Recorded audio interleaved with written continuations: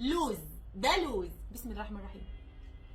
ما اقدرش اقول عليه بتنجان مخلل، ده لوز يا جماعه. بقول لكم ايه، اللي ما جربش البتنجان المخلل بالتتبيله الخطيره على طريقتي ما جربش بتنجان مخلل. بقول لكم ايه، بعمله بطريقه والسر كله في التتبيله، بفضل اكل واكل منه وما بشبعش منه ابدا، بحبه يا جماعه. يلا اقول لكم على طريقتي واسراري. قبل اي حاجه هنسمي بالله ونصلي على الرسول. اللهم صل وسلم وبارك على حبيبي وشفيعي رسول الله محمد. مبدئيا كده معايا هنا كيلو من البتنجان الاسود.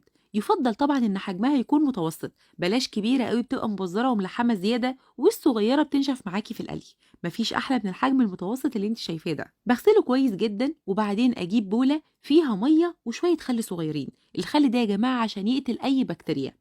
وبعدين ببتدي اشيل العنقود بتاعه بالشكل ده. ما تجيبيش السكينه وتقطعيها، لا انا عايزاكي تشيلي العنقود.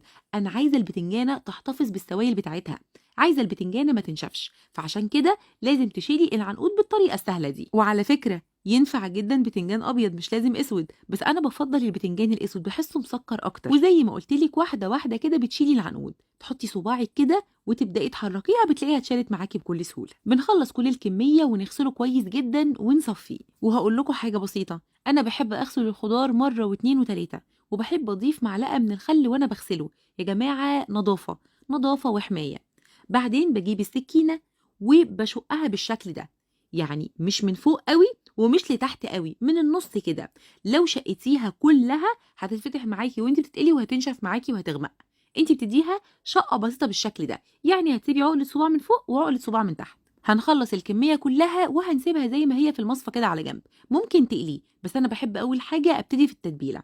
زي ما انتم شايفين كيلو البتنجان هيحتاج لحبه كبيره من الفلفل الاحمر الرومي وحبه كبيره من الفلفل الاخضر الرومي. بفرمهم كويس وبعدين بضيف لهم حسبه من الكزبره الخضراء، بتدي طعم حلو قوي. بضرب كل ده مع بعضه وبعدين هنزل بمعلقه كبيره من الثوم المفروم وبهارات بسيطه خالص، معلقه كبيره من الملح، معلقه صغيره من الكمون، معلقه صغيره من الكزبره، ونص معلقه صغيره من الفلفل الاسود. بضرب كل ده مع بعضه كويس جدا. عايزه اقول لك تتبيله بسيطه والنتيجه هايله، بتكون معايا بالشكل ده. بعدين بقى هجيب الوok بتاعتي او الطاسه على النار وانزل بشويه زيت، وهنزل بثلاث حبات من الطماطم مفرومين ومعلقه كبيره من صلصه الطماطم. نقلب الكلام ده كله مع بعضه، وهنزل بمعلقه صغيره من البابريكا. هقلب الكلام ده كله مع بعضه وهسيبه يتسبك تسبيكه بسيطه.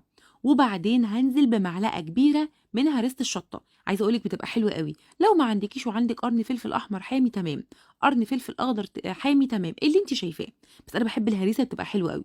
هقلب بقى كل ده مع بعضه واسيبها 3 4 دقايق. بمجرد ما تتسبك هنزل عليها بالتتبيله واقفل النار على طول، لازم اقفل النار. وبعدين هضيف 4 معالق من الخل وعصير 3 ليمونات كبار. انا حابه اقول لك المقادير مظبوطه لكيلو البتنجان. اهم حاجه طفينا النار الاول وبعدين نزلنا بالتتبيله ونزلنا بالخل والليمون. انا مش عايزه الحاجات دي تمرر معاكي.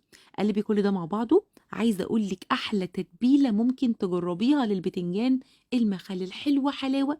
انا هنا بدوق اشوفها محتاجه اي حاجه، لقيتها مش محتاجه اي حاجه، بفضيها كده وهسيبها على جنب تبرد تماما عشان اعرف بعد كده احشي بيها البتنجان.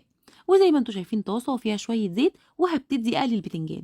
قلي البتنجان سهل وبسيط خالص. النار عندي بتكون متوسطه، وبخلي بالي يا جماعه لما يبتدي ياخد لون بسيط بقلبه. ما تسيبهوش زياده عشان ما يتحرقش ويمرر. انا عايزه الدرجه اللي حضرتك شايفاها دي. حاجه سهله وبسيطه جدا.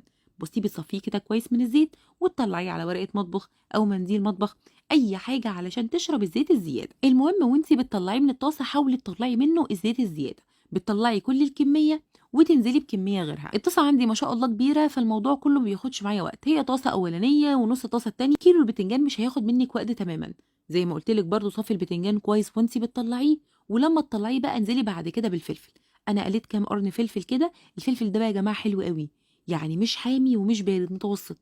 شايفين الفلفل بيكون لونه جولد، ما تخلوش يغمق معاكي. بسيب البتنجان على جنب لحد ما يبرد شويه، بحيث اقدر امسك البتنجانه وابتدي احشيها زي ما انتم شايفين كده. شايفين لون البتنجانه من جوه؟ شايفين طريه في ايدي ازاي؟ البتنجانه معايا مش ناشفه، والتتبيله مش قادره اوصف لكم حلاوتها. والله يا جماعه هي مش محتاجه اي حاجه غير لقمه عيش وتاكلي وتتهني. ممكن تعملي جنبها بقى بطاطس محمره بتبقى حلوه قوي. يا سلام بقى معاها كده مع شويه رز بشعريه وملوخيه، ويا سلام عليه بقى جنب الباميه. الطبق ده عندي اساسي مع صينيه البطاطس مع طاجن الباميه مع اللوبيا. بقول لكم ايه، اسلوب حياه. انا بعشق البتنجان، وبصراحه كده قولوا لي في الكومنتات مين بيحب البتنجان زيي. بصوا الطبق ده انا خليته ليا لوحده كده لانه لوز، يعني كان صوابع صغيره لوز. بصي بقى الفلفل، العلبه دي بقى تحفظيها في التلاجة اسبوعين معاكي زي الفل. اسبوعين يا ساره، اسبوعين زي الفل. ليه بقى؟ لان الطماطم احنا اصلا سبكناها، يعني مفيش اي مشكله. بصوا يا جماعه الجمال، يا نهار ابيض على اللوز.